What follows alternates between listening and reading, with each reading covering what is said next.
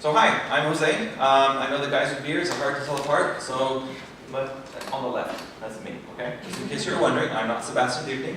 I know we are often confused with each other, because it's his dashing looks, and I try to appropriate that as much as possible. Thanks for coming. I think there's lots of other parallel sessions going on at the same time, and I'm really appreciative that you chose to be here in this one, so thank you very much.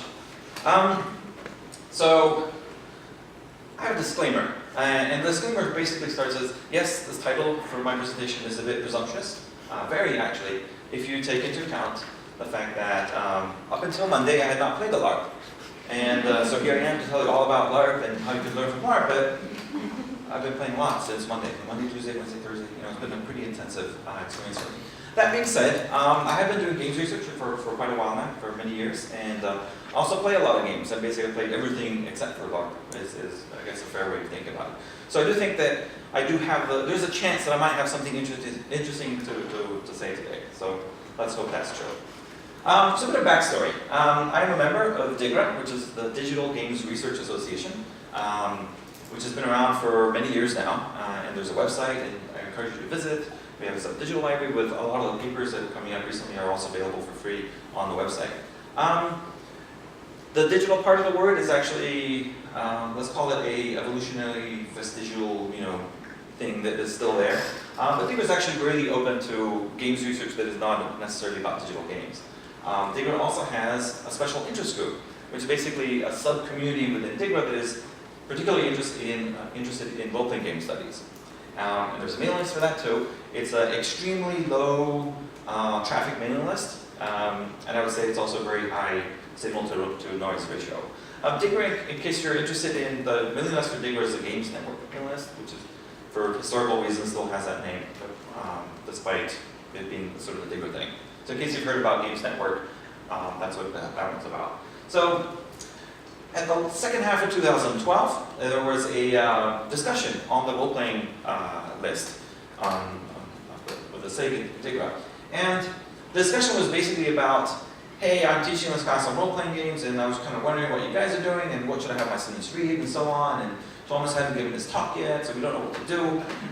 What should I get my students to read? What is the, quote, canonical literature? Like, what is the basics? I assume everyone who takes a Larp class or role-playing studies class or role-playing games class, what should they know? What should they talk about? And so people were arguing about it on the list about this, and then this argument got into further because someone would say an example, and then someone said, well, you don't want that one, you want to use the older one that people never talk about, it's super unfair that they don't talk about this older reference, and that's how academics do a lot of the work, by arguing with each other. However, in this case, this discussion basically boiled down to, this is a problem, we need a solution, we need a book, like one single resource that we can send people to, and that'll be like the foundational book, as it were, of this discipline, and can then be the core for all these classes. So let's fast forward to 1 year later. We are now imagine that you are at the Digital Games Research Conference in 2013. It was held in Atlanta, Georgia. And at this conference, Sebastian and myself, we organized a workshop. And we titled the workshop, Role-Playing Game Studies, a Handbook. And basically the idea is that we wanted to gather a bunch of people that had participated in this discussion on the mailing list, and other people who weren't there, to talk about this book, this idea of a book that we all write together. What we wanted to do mostly was create something that between its two covers was gathering research on role-playing that has up until this point been spread out all over the place. Okay? So we wanted to bring it all together, and we also wanted to be really integrating of different forms of role-playing, because that was another issue. So people talk about LARP, and here's all this LARP stuff, but the LARP stuff wasn't necessarily talking with tabletop stuff, it wasn't talking with anything else. So we want to kind of bring everything together. And so the answer to that would be this textbook. If you're interested, there are links to sort of the original slides that we showed at that. If you're curious, this is what this workshop's work looked like.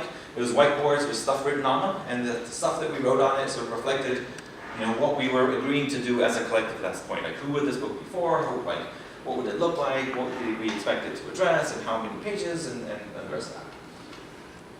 So now here we are today. And as of today, so it's been 4 years since 2012, which is also, that's how slow we academics are at getting stuff done. Because we care, it needs to be, it needs to be significant and important. And since then, it's been a whole host of people that are participating in this project.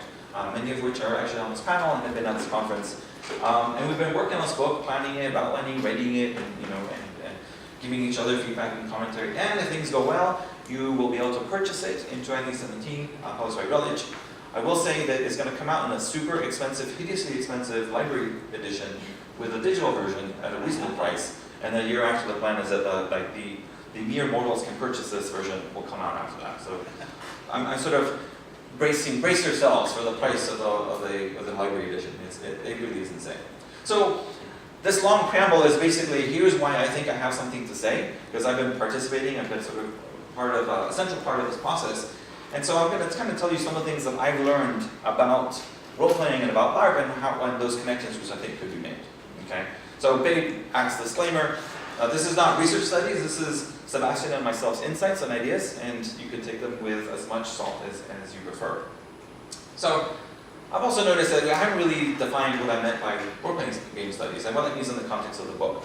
And what that means is as broad as we can make it, and, which is anything that really has to do with studying, analyzing, critiquing, reflecting upon, examining role-play or role-playing games or role-players or communities of role-players or the artifacts of role-playing like the bullets, the dice, the costumes, and so on. And what does role-playing mean or do for society, for culture, for different uses? Is it educational, non-educational, military uses, political, etc., etc., etc. So if it's role-playing and it's kind of academic, we are claiming that now. Okay? That is our move as it were.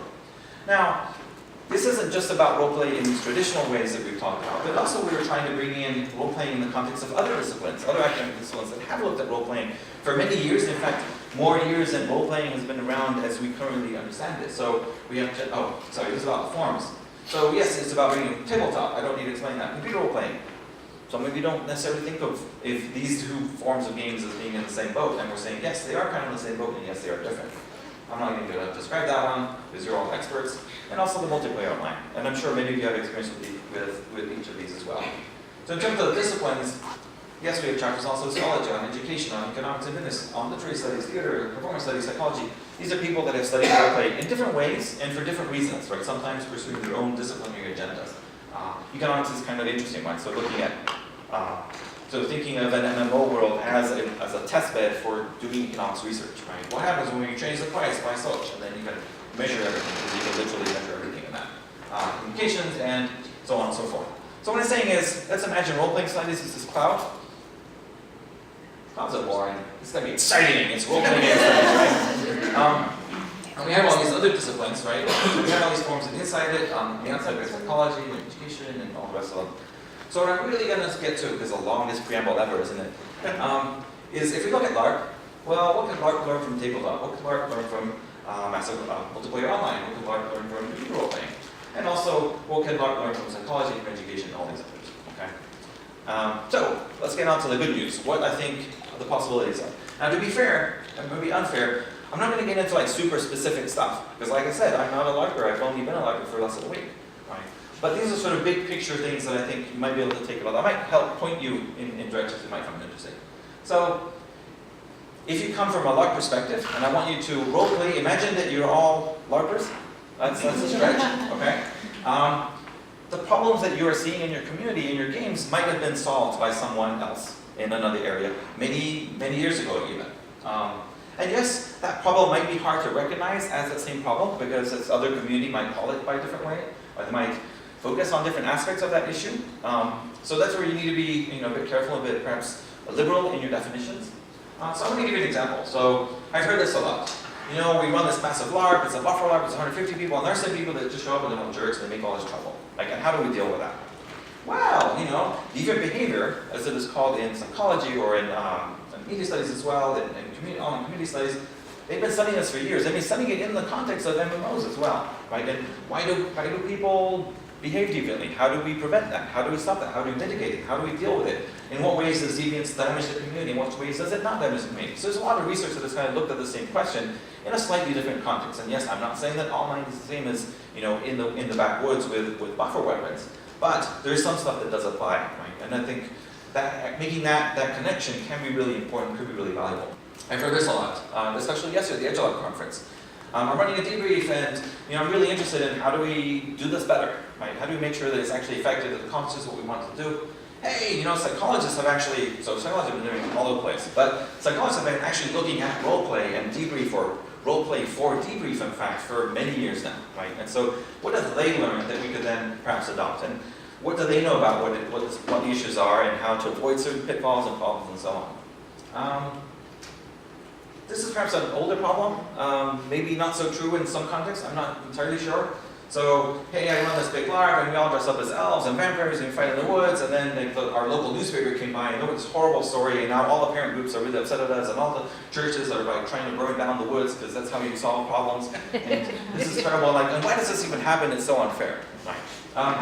Hey, comm scholars have actually looked at moral panics in other contexts, but also even in the context of role-playing games, and why do they happen? How do they happen? How do you diffuse them, right? And how do you address them? How do people who have been victims of moral panics, how have they addressed them successfully and so on? So there's a lot we can learn from other people that have perhaps gone through similar issues in maybe slightly different contexts or sometimes in the same ones, right? So the D&D moral panics in the US in the 80s, the satanic moral panics in tabletop in Spain, I mean, all these countries have said, and all these communities have faced similar issues that have been studied, right? And we have learned something from that. Here's another example.